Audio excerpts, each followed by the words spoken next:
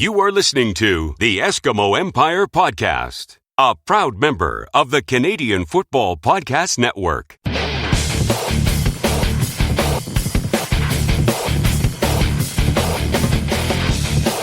Welcome to the Empire. It's the Eskimo Empire Podcast. Riley's in the shotgun, looking downfield, and then throws. It is up in the air to the goal line. Bounces. What a catch! What a catch by Duke Williams! Touchdown, Eskimos! Bryant Mitchell. It's going to be intercepted. Arjun Colhoun. 108 yards to the end zone. Vidal Hazelton. Welcome back to the Turf District for episode 119 of the Eskimo Empire Podcast, brought to you by United Construction Company. You can find all the good work they do at unitedconstruction.ca or check out eskempire.ca for a direct link to their page, all of our social media, and, of course, the show links. As always, we are a proud partner in the Canadian Football Podcast Network. I'm your host, Andrew, and I'm joined, as always, by everyone's favorite Esks Encyclopedia.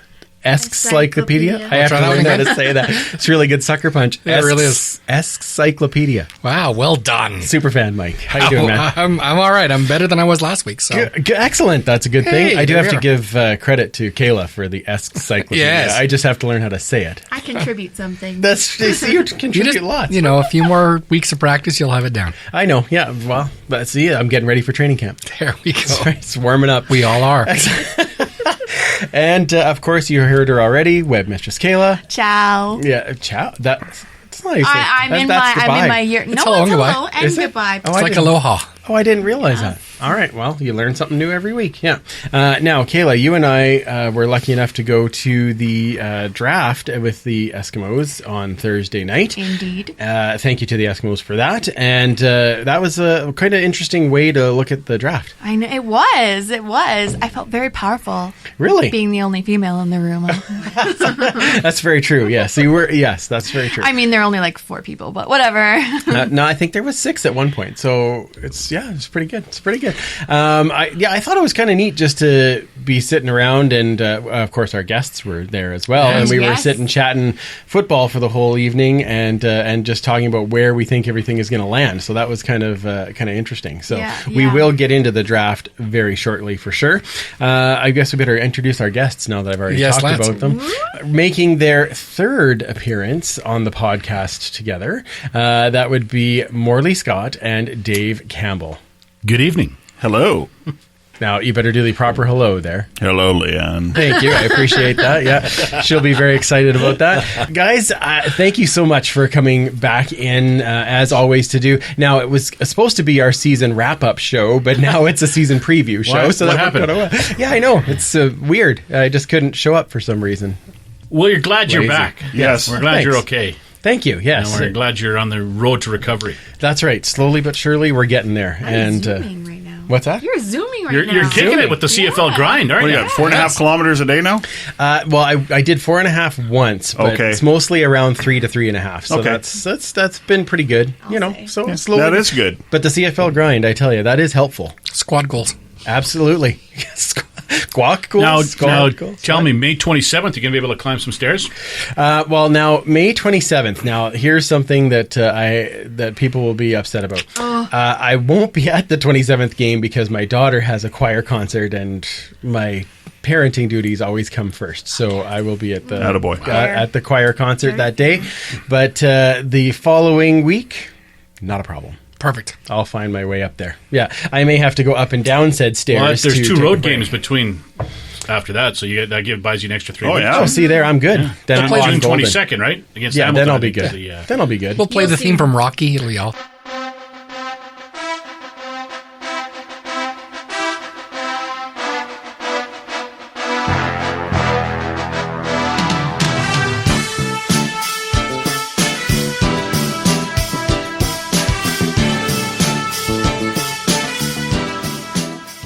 Oh, you know what? I'm gonna do that for nice. Yeah. No, fly,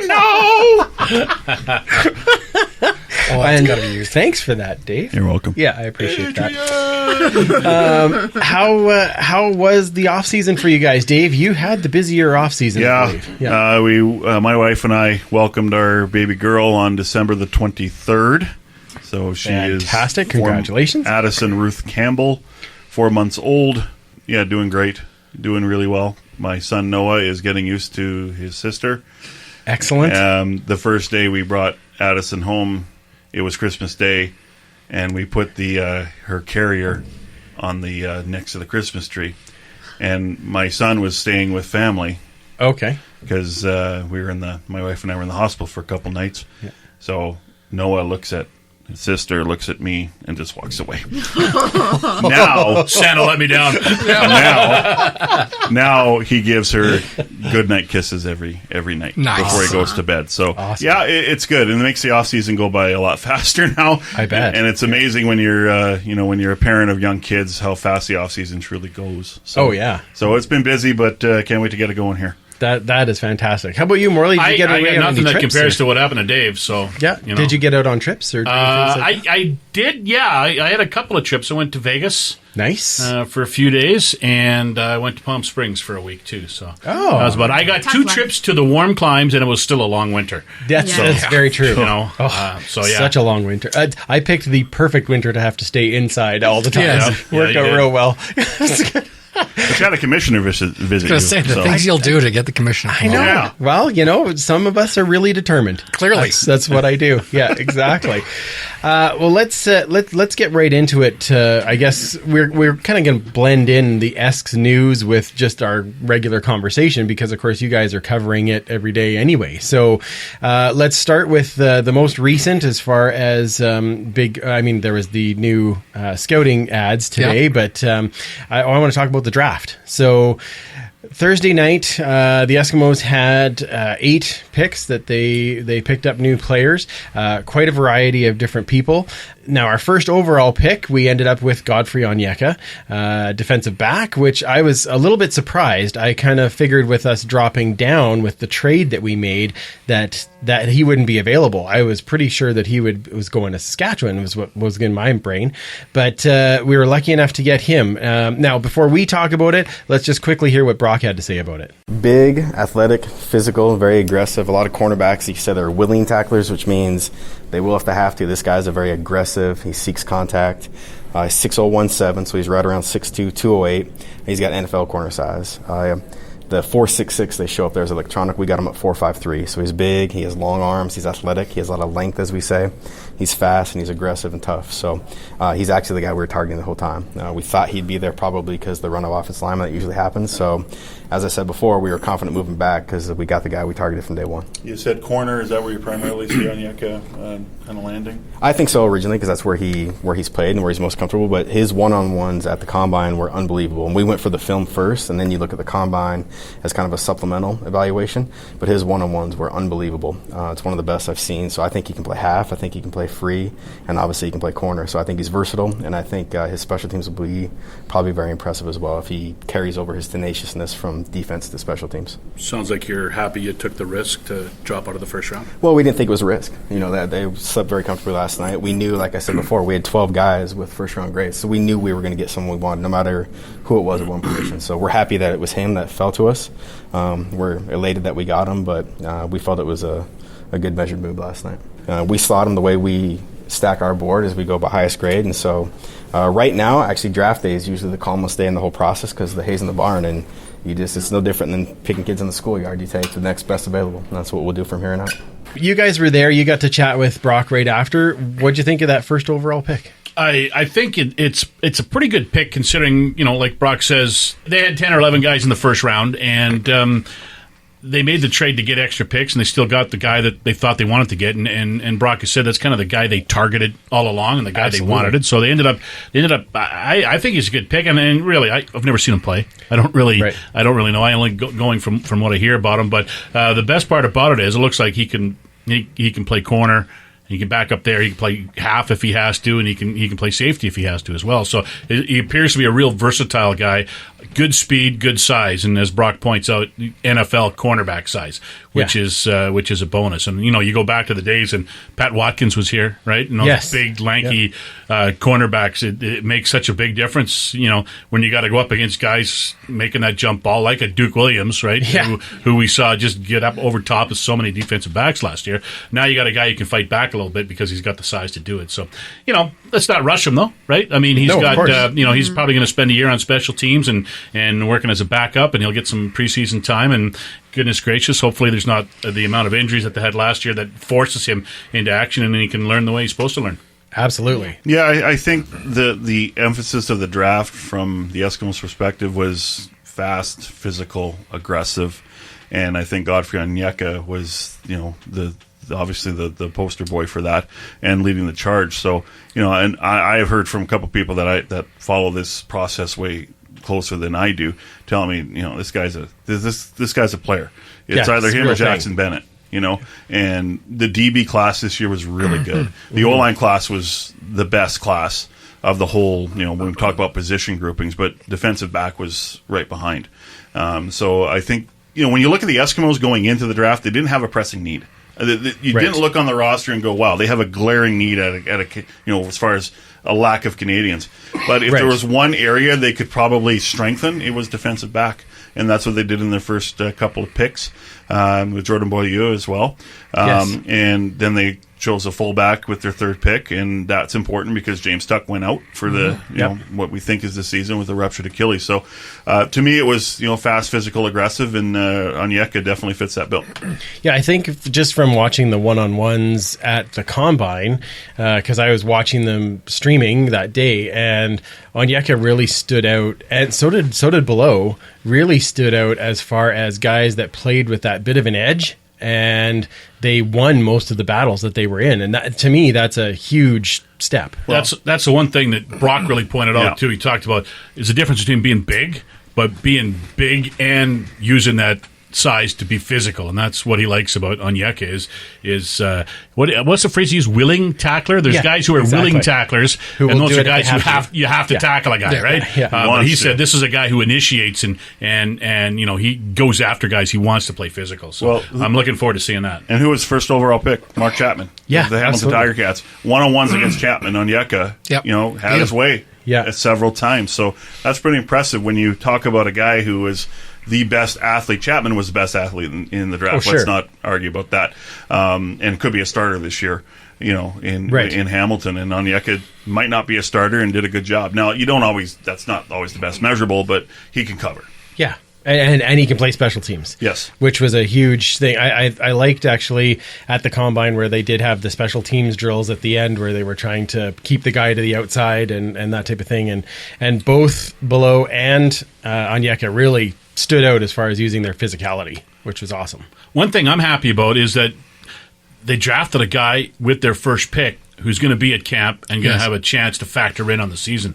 We went through such a stretch with the Eskimos where, Tavon Smith and Stephen Charles and all those guys that they drafted with their first pick didn't show up because they're trying their luck in the NFL, and some are staying and some eventually made their way up here. But it's just a situation where they were drafting. It's weird to say, but the players that are drafting were too good. Right?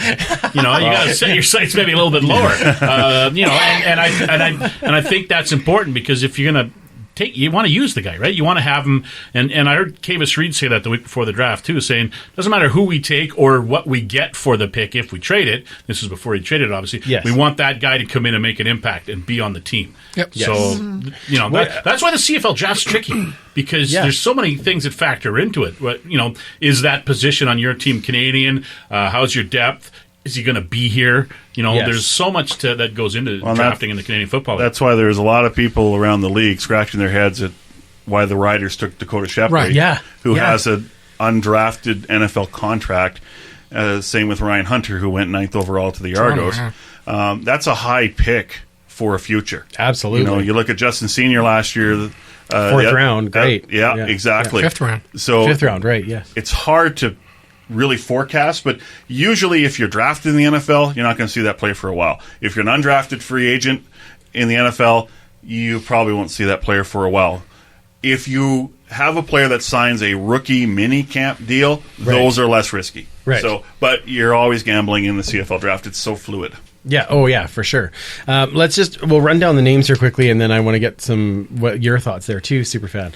So we had Godfrey Onyeka, which, like you said, defensive back from Laurier. So I guess Kwaku will be happy. Yeah, because, absolutely. I mean, there's some connection there. We've had quite a few guys out of Jordan Hoover too. He's good friends with Jordan Hoover. He works out with him in the offseason. Yeah, absolutely. And I think Marshall would like our draft this year. There was lots of Western guys. Right. Jordan Below, defensive back from Western. Tanner Green, a running back from Concordia. Curtis Cron.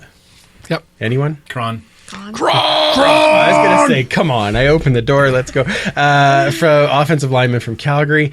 Alex Taylor, a running back from Western. Harry McMaster, a wide receiver from Western. Gabriel Bagnall from a defensive line from Acadia. And Blair Zur from Humboldt State. So, Superfan, I know you kind of did a little more of a deep dive on some of these guys. So, what did you think? I mean, I sort of looked at positionally, they doubled up a lot. I mean, there were 3 running backs. We took a couple of DBs. I think that a lot of these guys are slated to play on special teams, especially some of the later guys like Zer, who's out of Humboldt State, a really tiny little school in northern California. But apparently he's great on special, so I think it's going to be really helpful, especially as the gentleman said earlier, James Tuck being injured. Yes. That's a big hole to fill. Yeah, for sure. So we're definitely going to need some of these guys. I don't know if we're going to have as strong as a draft we did last year, where 6 of the 8 guys made the team and actually played, and then we re-signed Milk Truck Mark Mackey for this year. So 7 of the 8 guys are actually with the team at some point, which is unheard of. Yeah, no kidding. In drafts. I don't know if it's going to be that strong, but I still think we got some really good players in there. Onyeka, like they were talking about, and we were talking about a guy that was 3 consecutive years All-Canadian in U Sports. Yeah. He was originally placed at number 4 overall in the original draft rankings, and he dropped a little bit, but I think he's a player, and he could do really well, especially if he's going to be backing up and, as you say, playing special teams. Yeah, absolutely. Kayla, you were there when we actually got to talk to or listen to Godfrey Onyeka that night. Any impressions as you were having that, or like listening in on that conversation? Yeah, the thing that stuck out the most for me was his response to, I don't know if this was your question, Morley, but what makes him special or unique as a player. And he said, just my love for football. And that was that. Yeah.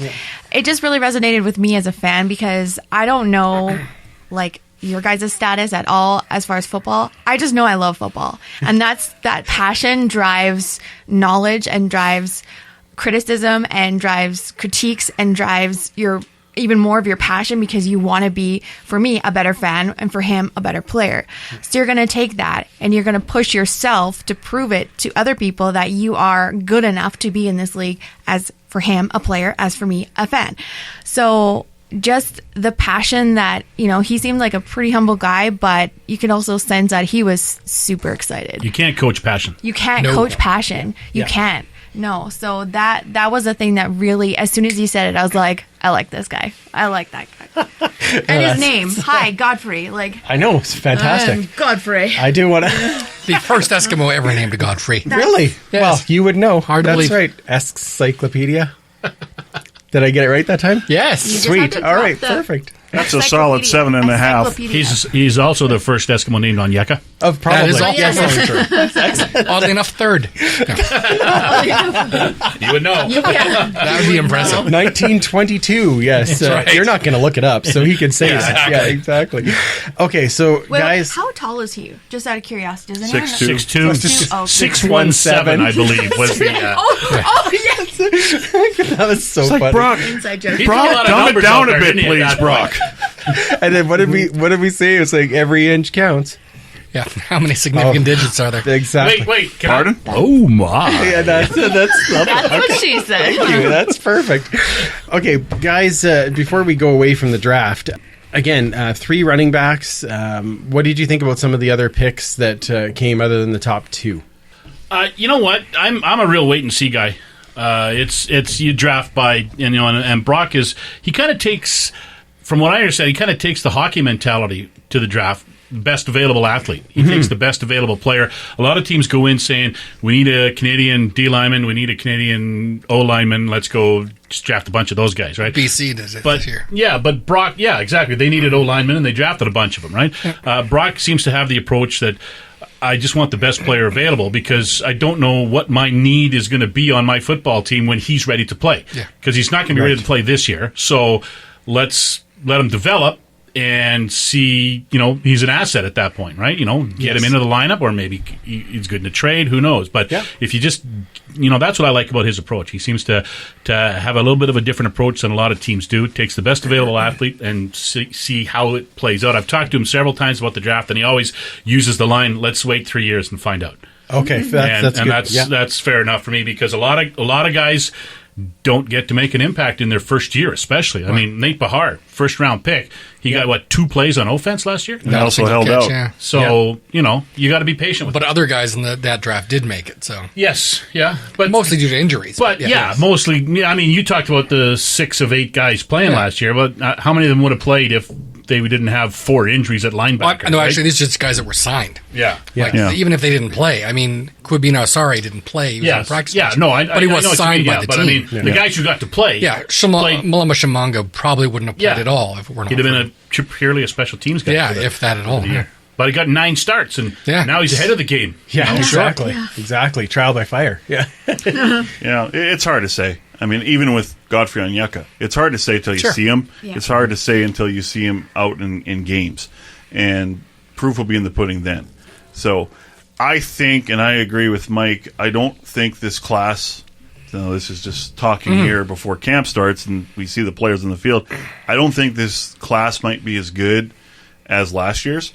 But they have a high bar last year. They set a high bar because, like you say, the injuries elevated their growth, and thankfully, hopefully not to their detriment. It didn't look like it last year, even though, I mean, Malama Shamanga went to the school of hard knocks, man. Like Jordan Hoover, same thing. Jordan Hoover. Yeah. So even Kwaku to a degree. I mean, yeah.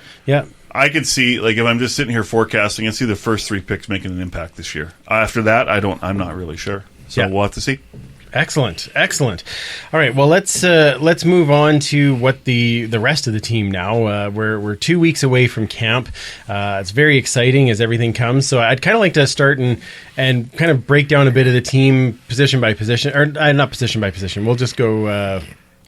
You call that phase by phase. There we go. Where let's start with the offense. So obviously there's a couple of big changes there when we've got the release of Adarius Bowman. We've got new guys kind of coming up, and then of course we've got Joey Figueroa going to BC. So what do you guys think on the offensive side of the ball? Are we still? Do you think we're still looking at starting 5 American receivers? Do you think we start 4 Canadians on the O line? What do you think? Yeah, those are the questions that have yet to be answered. But I think they have a lot of flexibility, especially on the O-line, because they have so much Canadian depth. So they could go with 4 Canadian O-linemen in theory. And that and the move that makes the most sense is you kick out Matt O'Donnell to one of the tackle spots. So who backs him up, though? That's a good question, right? I mean, I was surprised nobody took Keeler Cherry. He was ranked in the top 20 in the final draft rankings. He's a natural tackle, and nobody picked him up. Don't get me started with the rank. The guy who backs him up, bear with me now, is Nate Bahar. Oh, yeah? Because if he goes out of the game, Bahar comes in and they put an American or Natea J. But then are you dressing an American lineman? But the question is, play him, But the question is, if they start 8 non-imports, nationals, whatever you want to call them, then you don't have to. You can actually have an American back him up without having to swap. So but then again, do you put an American on the roster and not play him? Right. At that position, that doesn't happen very often, right? Not very often. Unless he happens to be one of the, the guys that come in. But anyway. And plus on defense, you have flexibility because you can start up to 4 Canadians. Up to 4. Which is crazy when you think about it. That is not something that the Eskimos have done anytime. Exactly. Anytime recently, right? Yeah. So to have all that talent Canadian-wise and flexibility is a huge thing. Yeah. So we'll talk about the defense later, obviously. Yeah, absolutely. But, I look at their receiving core, and they lost Brandon Zylstra. They lost Adarius Bowman. Mm-hmm. I don't think they lost a lot because of who's coming up. Right? Darrell Walker is leading that group. Mm-hmm. I think Bryant Mitchell takes a step. I think Vidal Hazelton is a good, solid guy. Brings Duke his Williams. lunch pail, and I love that guy. I mean, his catch rate is over 75%. It's just great. Yeah. Duke Williams, can he take a step? Kenny Stafford's in the mix. Absolutely. So, and then you got the Canadians. The only 2 Canadian receivers, I believe, left on the roster because of the retirement of Rory Collert is Nate Bahar and Teague, and apparently they were very good in Vegas in the minicamp. So can they factor in somehow? So to me, their depth in the running back too, Morley. So to me, I don't know how much better the offense can get. Last year when they led the league in points, yards, offensive yards, pass yards, rush yards, offensive touchdowns. I don't think they led the league in rush yards, but they were like 2. But I think they have the chance to maintain and to improve on that. I think to a certain extent it's going to be status quo on the offense. I don't think it's really weird to say that you're going to lose the guy who led the league in receiving last year, Brandon Zylstra, and the guy who led the league in receiving the year before, Darius Bowman, and not really miss them. You're going to miss them.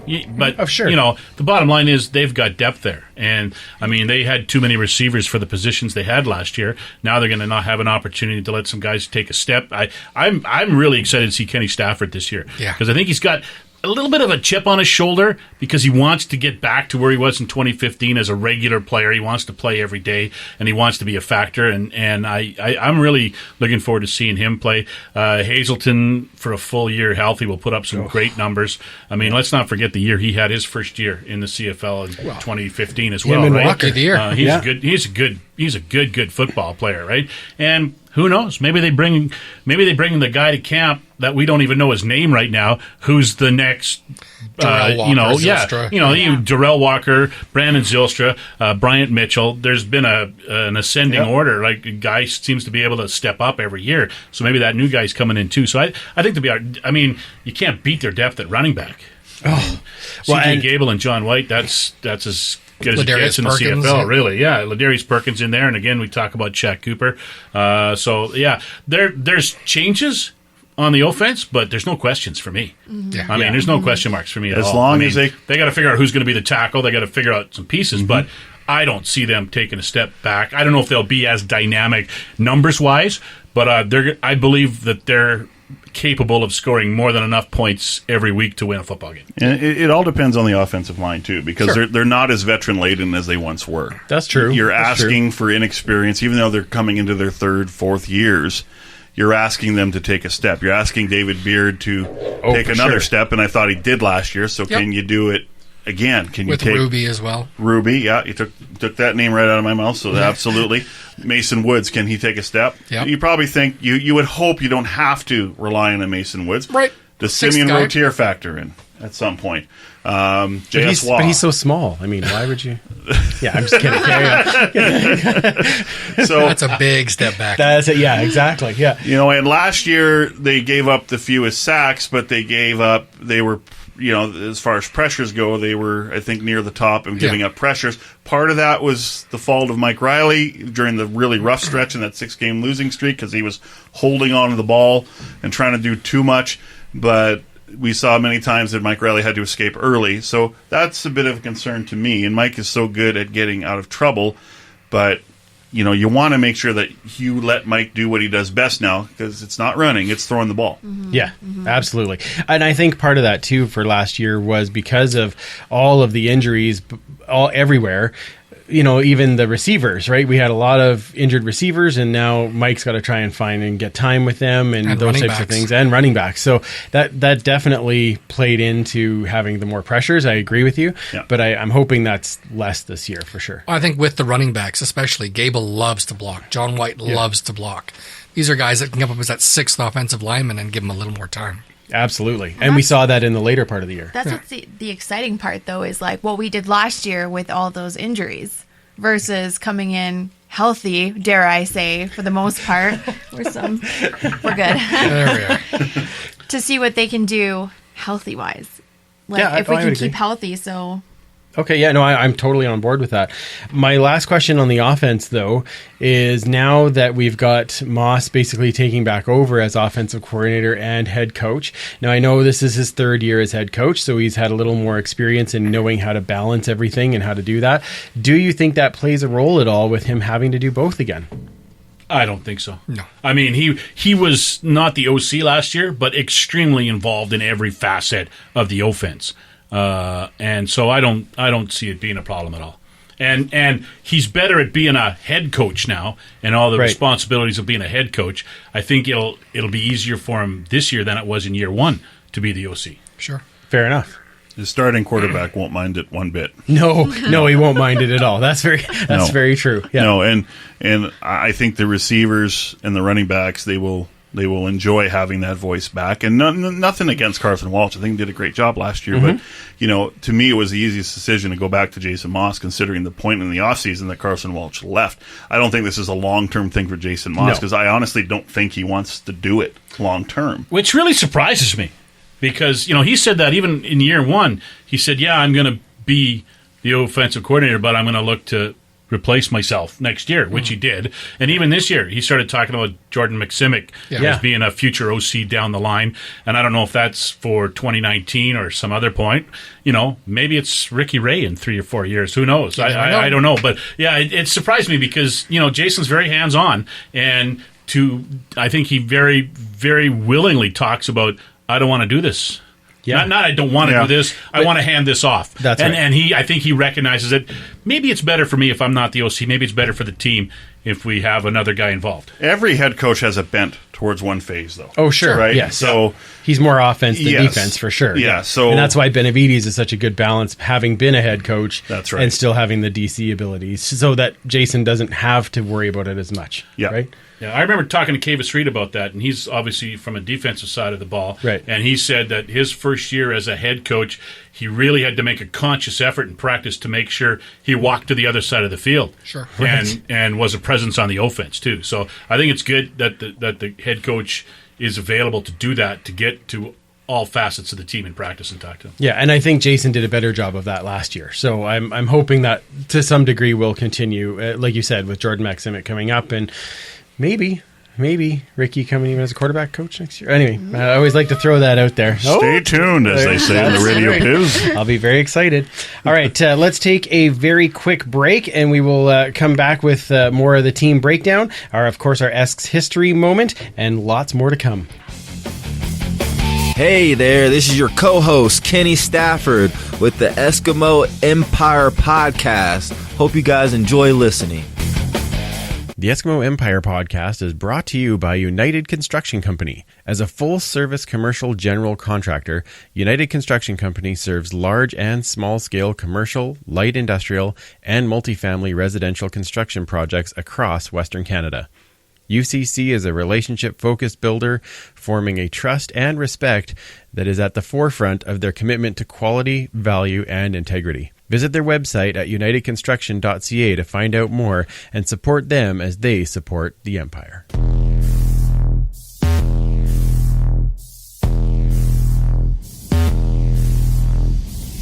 You can join the Empire online.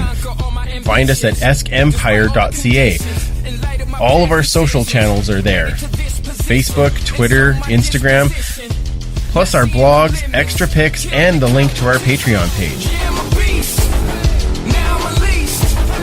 You can also get more history at Esks History on Twitter and This Day in Esks History on Facebook. From the Empire team, thanks again for listening. Let's get back to the show. Welcome back from not going anywhere. It is that time once again. It is time for our favorite part of the show, the Esks History Moment. Let's hear you cheer and holler for a mighty famous team. Let's hear you roar, you know what, for a team that's on the beat.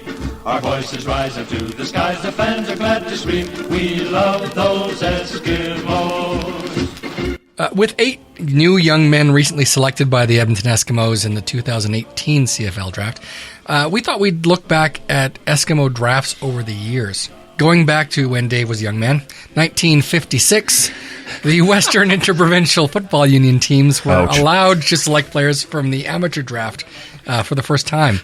Players were chosen from 5 Eastern universities: McGill, Queen's, U of T, Western, and McMaster.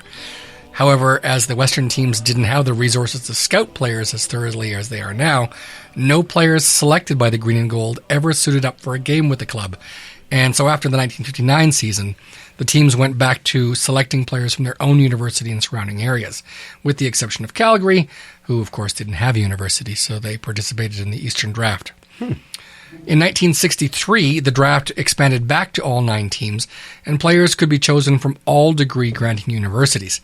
Several players in this era did make the club, but it wasn't until 1969 when Edmonton selected a linebacker from Simon Fraser University with their first pick did things really turn around.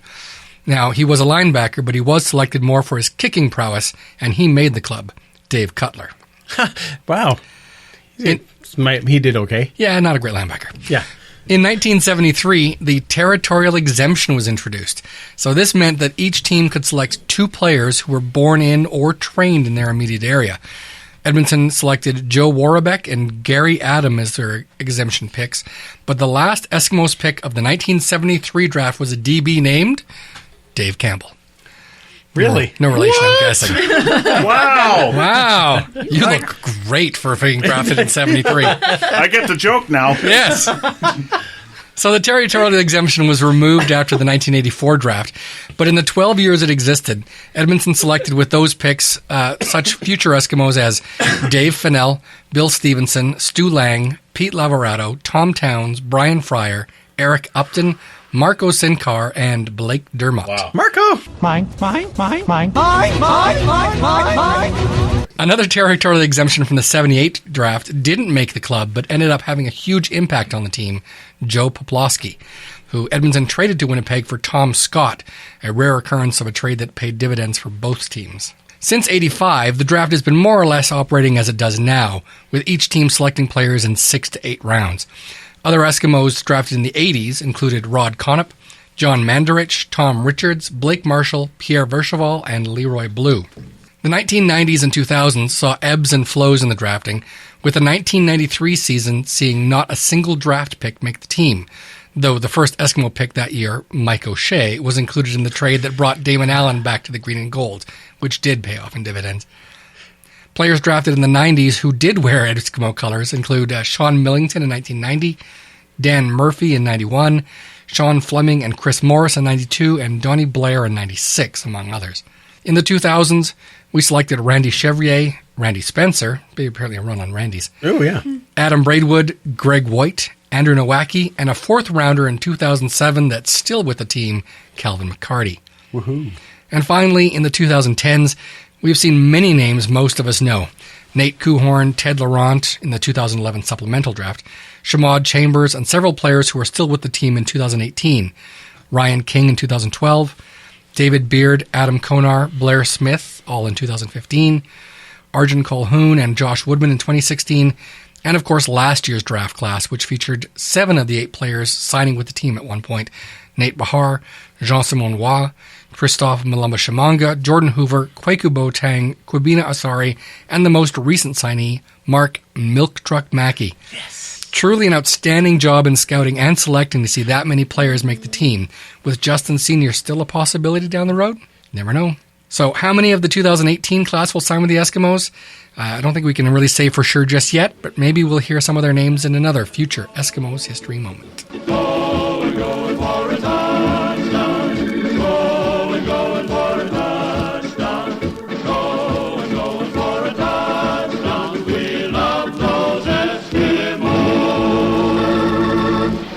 We love those Eskimos. Wonderful. Yeah. Thanks, Yes. Dave. Appreciate that. You're welcome. Yep. Leanne's going to love it. And hello, Leanne. Again. Let's get back to the team of 2018 now, and we'll switch gears and talk about the defense. So the defense did go through a number of overhauls last year with all of the injuries and things.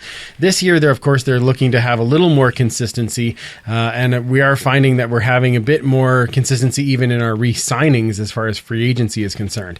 Dave, let's start with you this time as far as the defensive side of the ball. What's the biggest thing that jumps out at you? Well, I think that the revamping of the D-line really comes out. Trading Odell Willis, Marcus Howard being released, Philip Hunt, John Chick leaving the organization, and bringing in more youth. Alex Bazzi's 27, and I think has still some untapped potential, even though he's twice has recorded 11 sacks in the league. Yes.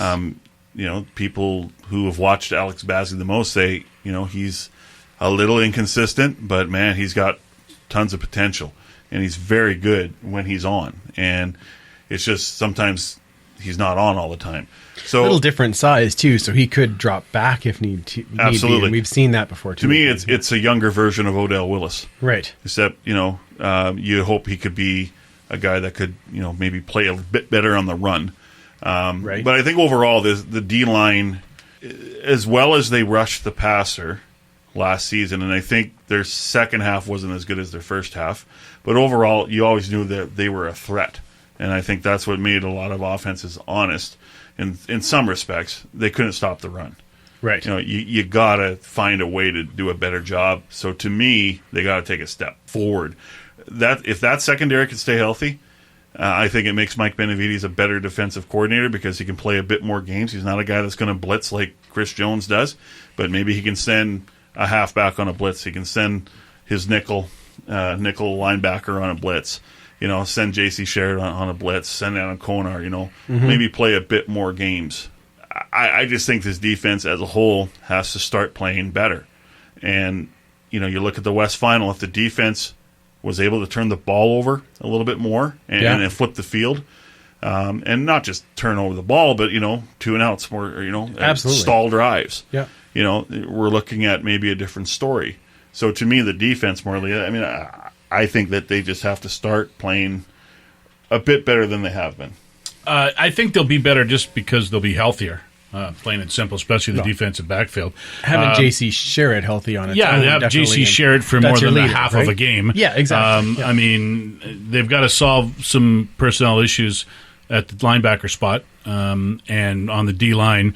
And again, as I talked about earlier, I think it was on the Periscope, we talked about just the mixing and matching that they're going to have to do in the defensive backfield to find out who plays where and who's the best of that group. I mean, they signed a lot of guys last year during the season because they had so many injuries. Mm-hmm. What's Brandon Thompson's status? Is he going to be ready to start? I don't know if he'll be ready or not. What's, where does every guy play who had a chance? A lot of guys played out of position last year. Right. So you got to find the two best guys on the corner. Well, one's going to be Arjun Colquhoun, probably Johnny Adams on the other side. Yep. Then you got to figure out what happens with the two halfback spots. Neil Young, he's a good singer. Neil King doesn't sing nearly as well, but Neil King will be at safety. I don't know. And at halfback, who's going to play there? I mean, Aaron Grimes is back, so he's got one spot. Yeah. And then you just got to find the right mix. Chemistry is going to be important to figure it out. Who plays nickel? Chris Edwards. Right, and Chris Edwards is the one that likely is going to take that spot. I think he's going to get a chance to anyway. Yeah, I would think so. I would assume his name will be first on the depth chart when it comes out day one. Totally agree. Yes. And it'll be his job to keep it there through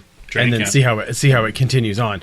I think with the defensive backs and what they were saying in Vegas was that you had Adams and Grimes on one side, and you had Hightower and Colquhoun on the other side, and then King playing safety. Okay, so Dave, you've said this before. So explain Johnny Adams to me, because I know that I'm rough on him. He's not. I don't pick on him nearly as much as I did Marcel Young, but I did notice. See, the second half of the season to me last year, that was where the ball was going, was where Johnny Adams was. Well, you got to understand he plays a short corner. Yeah, he's playing boundaries. So absolutely, he's going to get a lot of targets. I wish I could pull up the stat right now, but I can't because it would take forever for me to find it on my phone. But my friends from the CFL Online Fantasy Podcast said that Johnny Adams, there was only one DB that gave up fewer yards and fewer targets, which is Tommy Campbell. And average. That's Tommy Campbell. Yeah. The problem with Johnny Adams is when he gave up big plays, it seemed to give up, like they happen in bunches. Yes. And they happen at inopportune times. But as far as a lockdown corner, he was one of the best in the league last year. It's just the glaring is really, really glaring. The errors that he makes. So maybe that's what it is. Yeah. Maybe that's what it is. I did take back. I said on Twitter, okay, I believe you. So I'm gonna go with the numbers are there. As our good friend David Sanchez says, men lie, women lie, numbers don't lie. Strike the bandability. Very nice. Love you, Davis. That's fantastic. Now, we touched on it earlier. I know we touched on it in the Periscope. The depth of Canadians on defense. Where do you see them all starting, Morley, and where who do you think is kind of at this particular moment who's locked down which spots? I think lockdown. I would say Adam Konar. I would say Archie Colhoun. I would say Neil King, and I would say they want Kwaku Boateng to be a starter. Yes, but he's got to come in and prove he can be a starter. He had a real good season last year. I mean, he had a tremendous rookie season. He came in and had a fantastic training camp, and he really opened some eyes at training camp. Yes, and got better the more he played. And especially after he got used to the conditioning of playing, 20 games or whatever instead of just a college schedule and everything.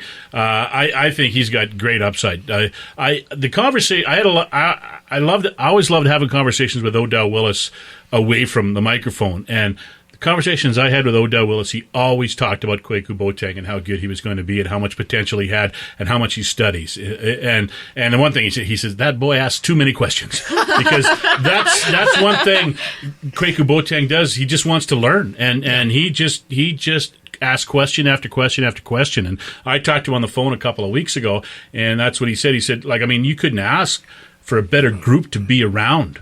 And I mean, all the veterans. He got to sit in a meeting room all season, almost all season long, with Odell Willis, Marcus Howard, Philip Hunt, and John Chick. I mean, and he said Odell. He told me Odell especially, and Philip Hunt. And if you look at the way he lines up, he gets down low on all fours, and he gets that head. That the face mask is about an inch off the grass as he lines up, and he gets he got that from Philip Hunt, who lines up the same way. And I mean, the kid had it was like a great school to be in last year. So now we see this year how much he can turn the knowledge he picked up last year into his performance on the field. Absolutely. And now, okay, so let's talk. We talked a little bit of the defensive line. Talk about the inside of the line, because, of course, we don't have Cummings this year. No. As it turns out, nobody has Cummings, which is a whole other story. Yeah, exactly. Nick's on that story. Now we're looking at a rotation between probably Serezna and Bowers, and then whoever else has come in. I know you were fairly high on Bowers last year, Superfan. Yeah, so, I thought he played outstanding in that rotation last year. He's one of those guys that was one that we all figured would be in the NFL. Right. And just for whatever reason came to the CFL, and I think maybe we'll see one more year of him. Maybe he'll go down south. We'll see. Well, and I think from all accounts, Serezna showed very well in the Vegas camp as well. Right. So he has that explosiveness as well. And great size too. I mean, and they've got two really good veterans. One great veteran in Elmondo Sewell. Sure, one in Dequan Bowers, who now going into year two, impressive in year one, will be even better, especially if you can stay away from those little nicks that kept them out of a game here and a game there. And they got a young guy who they want to kind of mentor and bring up. So they got really good positioning on the inside spots, I think. Well, and it's good when you have like a defensive end that could beat the tackle, right? Yes. And mostly it's with quick, sometimes it's with power, but it's that interior of a D-line that can really set up the pass rush, because you look at Armando Sewell, he crushes the pocket. Yeah, absolutely. Immediately, right? And that gets the quarterback worried.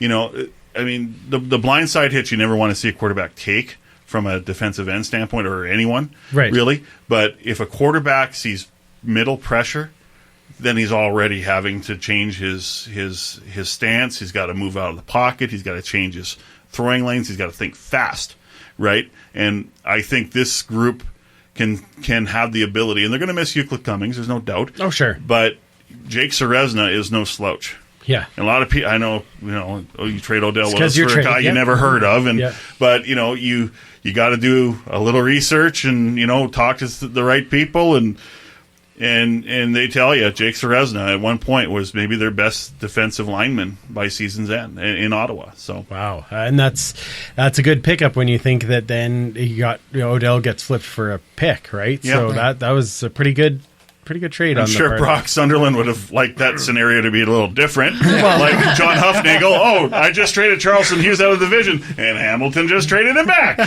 And didn't those both happen within an hour of each other? Yes. That was ridiculous. That was an interesting day with Charleston Hughes in there, and it's kind of neat. A lot of people were talking CFL defensive ends that day. Yeah, exactly. And it was January.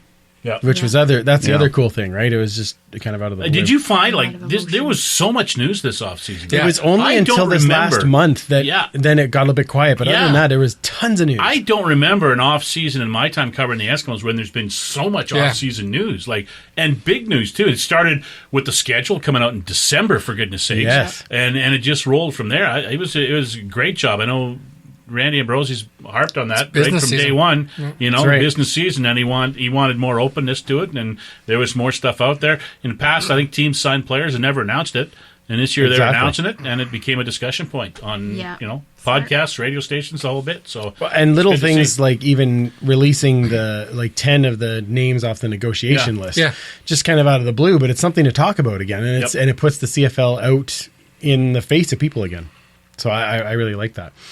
All right, last phase that we need to talk about is special teams. So this is always my favorite. Yes. Not so special teams sometimes. So McDermott is back again. So the consistency is there, and I can appreciate the consistency. And part of it is, of course, and we talked a bit on the Periscope, who's going to be the returner, who's going to do that. I in my heart, I kind of want it to be Smith just because he's a really cool guy. Jamil, and I like to talk to him. But I'm hoping for a challenge there. But what do you think are the biggest things they have to overcome as far as special teams are concerned? To me, it's a return game. They got to get a guy who can consistently be a little fearful for the other team. A guy who, last year, because of the personnel they had, they were basically wanted to play it safe, catch the ball, get 5 yards, fall down. Don't drop the ball when you get tackled, right? And in all fairness, because of the injury situation, they really couldn't move guys in and out, and they couldn't get that DI, and they just, it just didn't work out last year. So they went the route that they thought was best to work with, which was what we just talked about, right? Now they're starting from scratch, and let's see if Brock Sunderland can find that guy, because Ed Hervey couldn't find a guy, and the guy before him couldn't find a guy, and the guy before him couldn't find a guy, right? So let's get out there and see if they can bring a guy in who can flip the field once in a while, because they we talked before about who the last guy was, and Winston October comes to mind. Even going back to Kendall Lawrence, he was just average to above average. He wasn't a guy.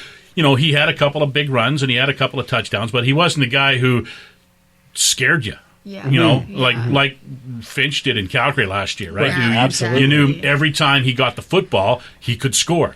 The Eskimos haven't had that guy for a while, so let's hope they can find him this year, because it just changes the complexion. And with this offense, that's what I was just going to say. If this offense starts closer, instead of starting on your own 40, you can start on the other team's 40 once in a while. It's gonna be just so beneficial offensively, especially, and they're going to score more points. Field goals turn into touchdowns at that point. Yeah, exactly. Yeah.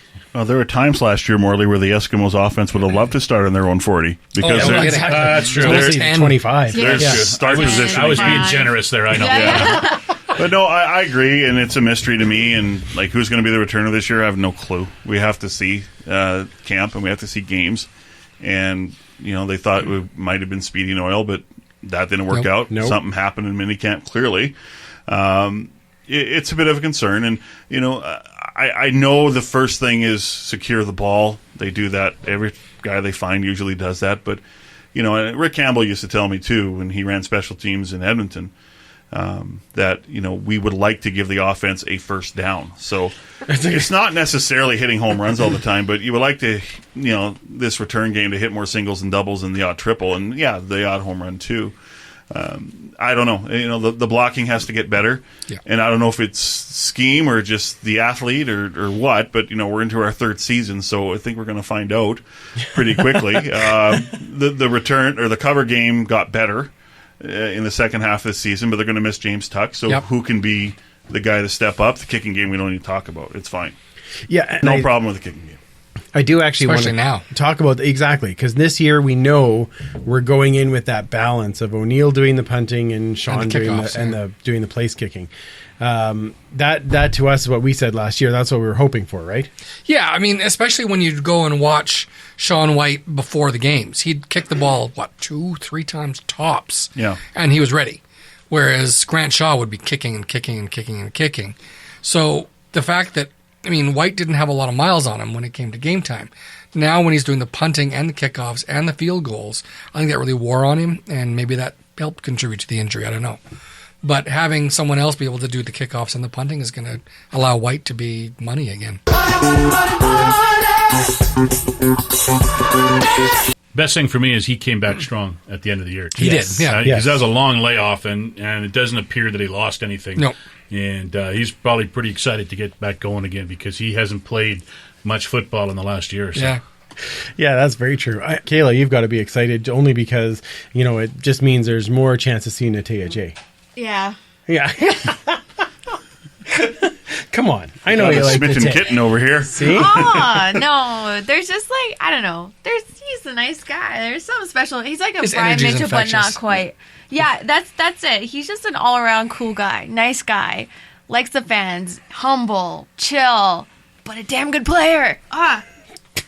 That's what we're shooting. Well, and it's a good point because the Eskimos are chock full of really fast, aggressive guys on their special teams. Yes. You get them to buy into your system, and they clearly did in the second half. And they were one of the better cover units in the league because, especially during that 6-game losing streak, they gave up a lot of returns. Yeah. Yeah. And then when things calmed down near the end of that streak, going into their win streak and into the playoffs, it really settled down. So, to me, it's the return game. It's got to get better. Yeah.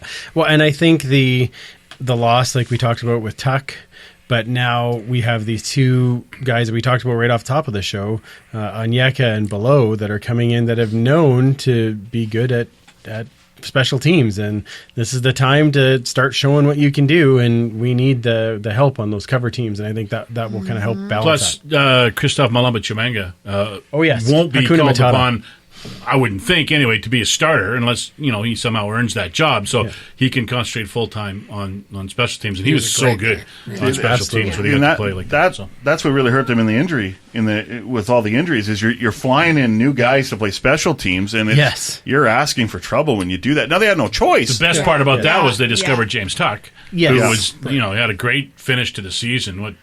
12 tackles in 7 games or something like that, and that's a shame that he got hurt at the minicamp. And But at least he got hurt now, right? So they got time to find a replacement or to change plans or Follow the JC Sherritt method, and he'll be playing in October. That could happen. that could happen. It's entirely possible. I mean, although that's okay. the news release they sent out said he was done for the season. Yeah. Right. Rupture? You never know. Yeah, that's what they said about JC, and then Yes, he that's would have true. dressed in that That's true. Grey Cup game if we had a chance. Yeah. So I think that's it's probably close. best for the club just to say he's going to miss the year and then see what Yes. happens. And then see what happens. Exactly. Well, guys, this was awesome, as it always is. Yes. It's fantastic to sit. I know. See, isn't that easy? Wow. More. Everybody wants more. See, I want to leave them wanting more so you guys come back. That's how this works. See, I'm really working on this. Oh, we're not coming back. Okay, well, thanks. I appreciate that. Yeah. Those stairs. This was the pity visit. Okay, that's good. I'm glad to get Goodbye, that. Leanne. Well played. So once again, remind everybody where they can find you online and all of those types of things so they can interact with you. We'll start with you, Dave. I'm on Twitter at Dave_Ched. I am on Facebook, but if I don't know you, I probably won't friend you anyway. So I like Morley's rule. If I hadn't had dinner with you, then chances are that's going to be that. I break that rule very few times. So. Okay, good. But, Excellent. We'll see. that was funny. That was pretty good. Yeah. I'm on Twitter at Morley_Scott, Instagram Morley_Scott, and still trying to hang out in the Tweety box at the Snappy box there at something, I don't know what, MSW63 or something like that. I don't know. Snapping like a 16-year-old. Find me. You can find me on the Snappy. That's great. That's good. Okay, so mission is to get Dave on Snapchat this year. Right. Okay, No, yeah, that's perfect. no. Box. Get it right. I'm not doing it either. So No. that's perfectly fine. Yeah, okay. No. He's Snapchatting now. That's perfect. I don't know the snap face. I'm not on that very much. Okay, fair Go enough. Belichick. That's good. All right, excellent. You're not going to find me very often on Snapchat. No. But you can find me on Twitter at 56Parkies. And, of course, you can find the history at Esks History. Perfect. Wet Mistress? On Twitter at Dutch Slum Party and Instagram at Eskimo Empire Podcast. Wonderful. And you can find me at Freepalicious and, of course, the show at Esk Empire Pod.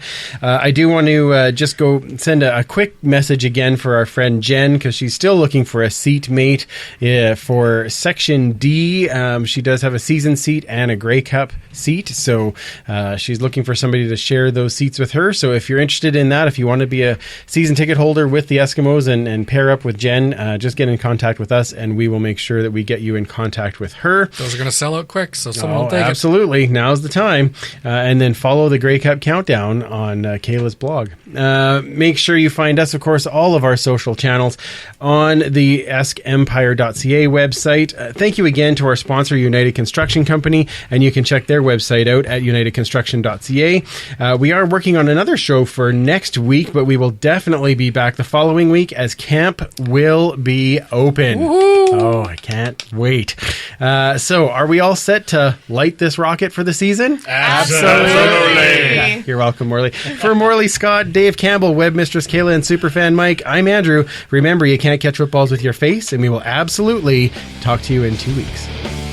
Thanks for listening. Find more great shows like this at CF Pod Network on Twitter.